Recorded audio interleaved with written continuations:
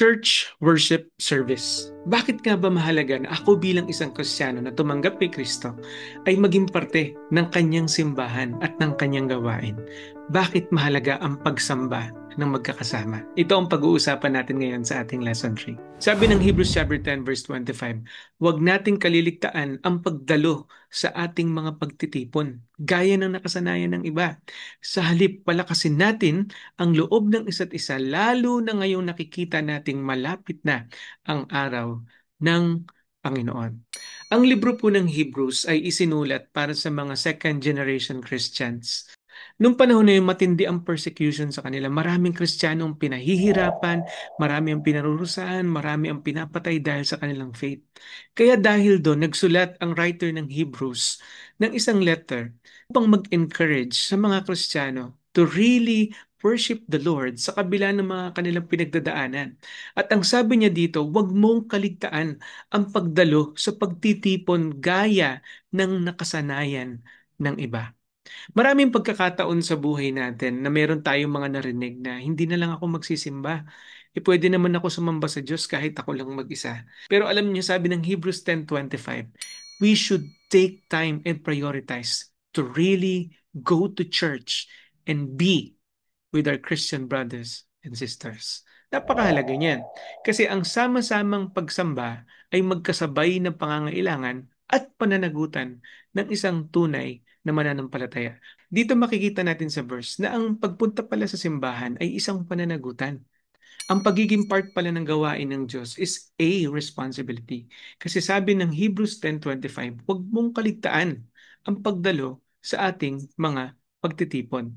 Pastor, paano nangyari yon?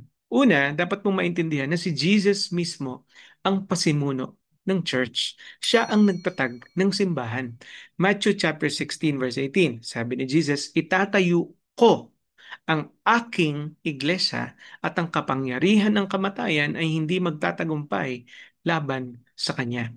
Notice yung mga words na ko tsaka aking. Personal para kay Jesus ang simbahan. At siya mismo ang nagtatag nito. Kung personal ito para sa Panginoon, bakit hindi ito dapat maging personal sa akin bilang isang mananampalataya? Pangalawa, mahal ni Jesus ang church. Ang sabi na Ephesians 5:25, mga lalaki, mahalin ninyo ang inyong asawa na gaya ng pagmamahal ni Kristo sa iglesia.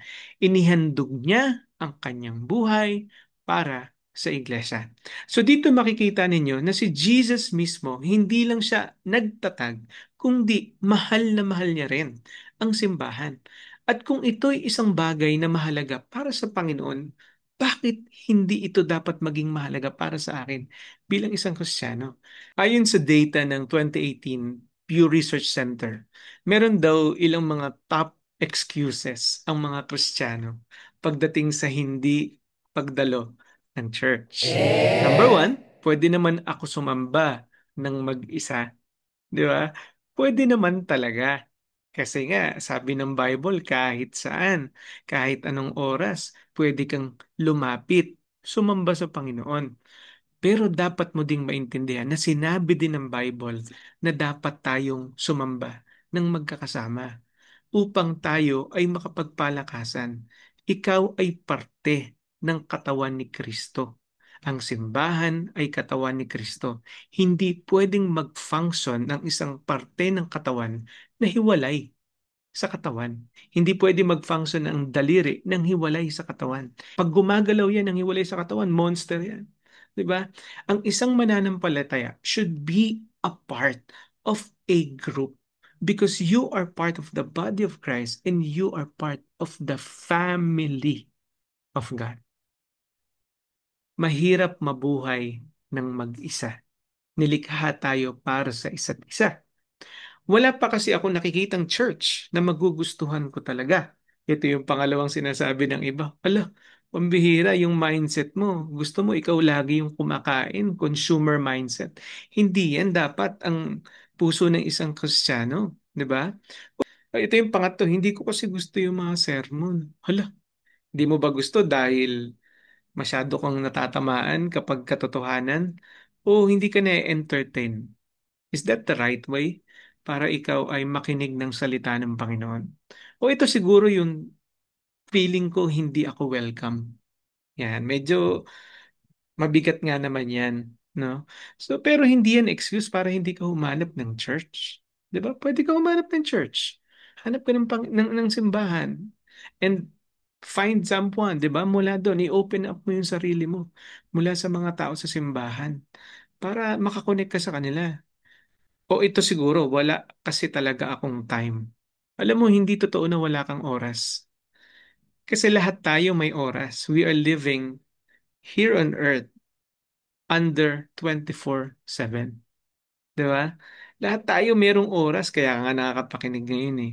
Pero ang katotohanan kasi dyan, nilalaanan natin ng oras yung mga bagay na mahalaga sa atin. Kung wala kang time para sa church, wala kang time para sa Lord, ibig sabihin niya hindi siya mahalaga sa'yo. Yun ang katotohanan. O siguro yung sinasabi ng iba, puro plastic kasi yung nasa church. Sino doon? Gine-generalize mo masyado. And sa totoo lang, ang pinupuntahan mo sa pagsamba sa Panginoon ay hindi naman sila. Kasama sila, pero hindi para sa kanila. Kung hindi, sa Panginoon. 'Di ba?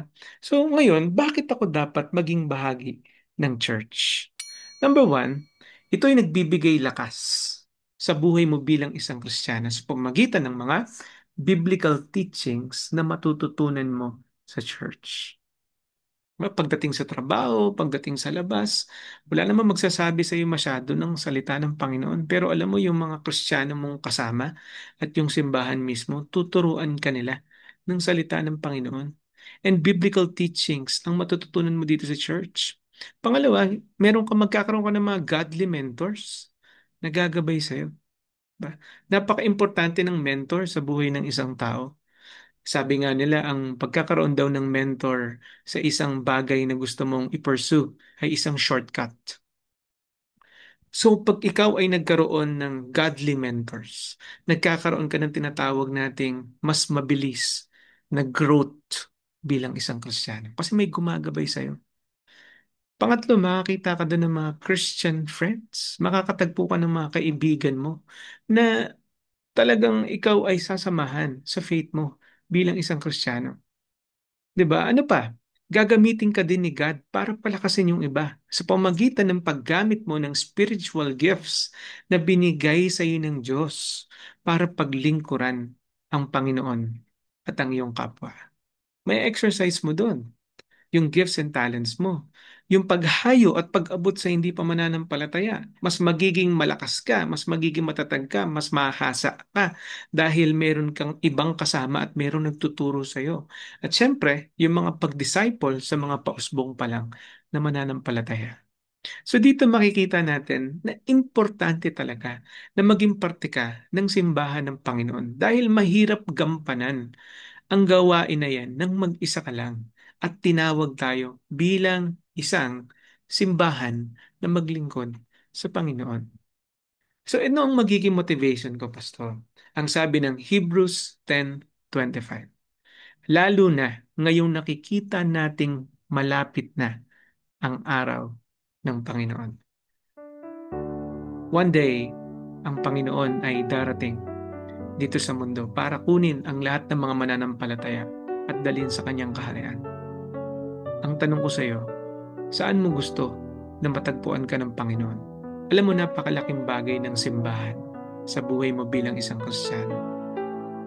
Kasi meron kang accountability. Merong mga taong responsible sa iyo. Merong mga taong tutulong sa iyo. Merong mga taong gagabay sa iyo. At meron kang mga taong magiging kasama mo sa faith. Hindi dinisenyo ng Diyos ang buhay para mabuhay tayo ng mag-isa at maglingkod lang tayo ng mag-isa. Dinisenyo ng Panginoon ang buhay na ito para sama-sama tayo na makapaglingkod sa Kanya. In order for us to grow more, in order for us na mas magamit pa ng Panginoon, in order for us na mas maging maganda at mas maging masaya ang journey mo bilang isang Kristiyano, kailangan mo ng mga kasamang mananampalataya. Be part of the church.